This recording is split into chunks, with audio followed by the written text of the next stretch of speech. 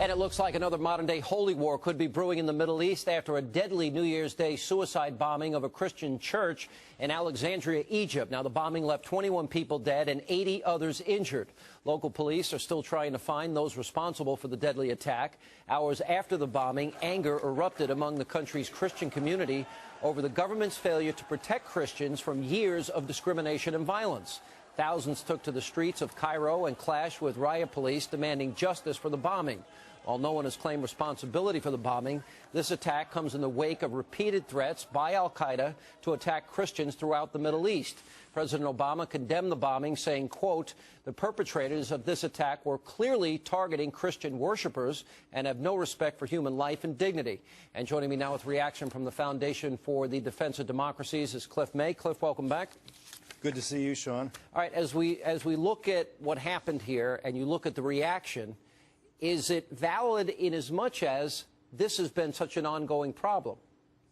Yeah, in your intro you said that holy war is brewing. It's not brewing, it's taking place, and it's been taking place for years. Christians, and by the way, other religious and ethnic minorities, are being not just discriminated against, but being persecuted in Egypt and throughout the broader Middle East. And there were bombings not just in Egypt, although that was the worst one with 21 killed, but we had Christians attacked in recent days in Iraq, of course, and in the Philippines, and in Nigeria, and in Pakistan, and in other places. In fact, I think that the religious and ethnic cleansing of the broader Middle East is probably the biggest story that most journalists are ignoring and most politicians are not talking about. Well, let me stay on that point, because these attacks have attracted very little media attention. And there's been numerous ones, as you point out, and this has been an ongoing problem. And it seems to me that, you know, would it be a different reaction from the media if this was a mosque?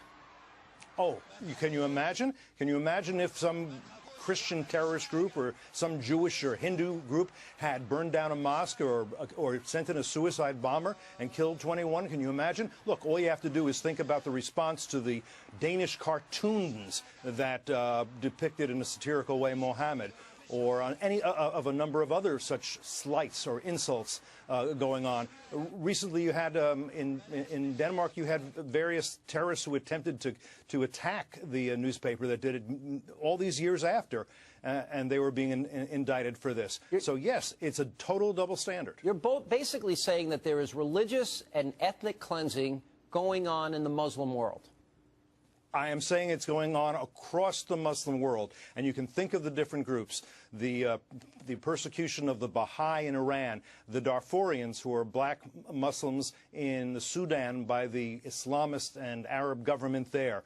Christians have been forced out of Gaza. Christians are under attack terribly by al-Qaeda and affiliated groups, and that's who probably did it here in Egypt. In Iraq, Christian churches are being bombed on a regular basis, I'm afraid. In Pakistan, the Kurds, I was in Kurdistan not that long ago, Iraqi Kurdistan. What they say is that they're very worried that there is this cleansing, that there will be nobody left in the broader Middle East but Muslims, and there will be three dominant ethnic groups, Turks, Persians, and Arabs, and everybody else will be forced out or killed or cleansed. So we've had in recent days this attack, Iraq, we've had the Philippines, I believe, Nigeria, Pakistan. And then we have a number of Christians that have been given the death penalty for practicing their faith in countries like Iran. And where's worldwide condemnation? Again, we go back to a double standard here. Total double standard. I mean, you cannot have a Christian church in Saudi Arabia, and even in Egypt, our ally, which gets a lot of foreign aid, and we're increasing it in 2011, the Christians cannot build or even repair their churches without specific government approval.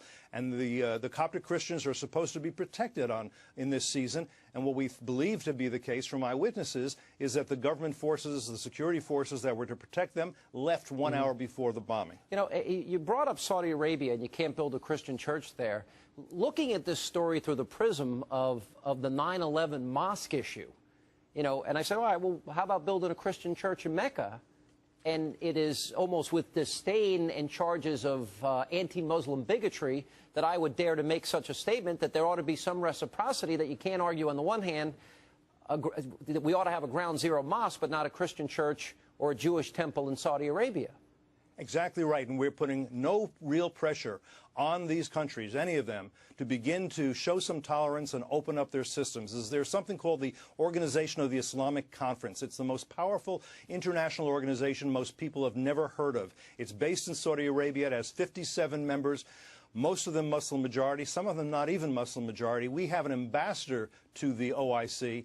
And that ambassador is not doing what I think he should be doing, which is putting on pressure to open up. You should be hearing from the OIC right now, as well as from people like me, that this is terrible what's just happened in Egypt. Instead, they're trying to pass at the UN anti-blasphemy laws, in other words, laws that would prohibit people from insulting Islam. Right, and we are question. not protesting that. Do you think that we're headed for a modern-day religious war in the Middle East? The war that is being fought now, the great global conflict in the world, from Iraq to Afghanistan to Gaza, this is one war, and it is a religious war, not because we want it to be, but because al-Qaeda and Mahmoud Ahmadinejad and various other radical Islamists and jihadists, they say it's a religious war. That's what a jihad means. And it is they who say they're waging a jihad against the West, against Christians, against Jews, against Hindus. We had the Mumbai attacks. This is all part of one great global conflict. Until we understand that, we can't have a strategy to combat it. People forget jihad equals holy war. Cliff May? Exactly so. Good to see you. Thanks for being with us.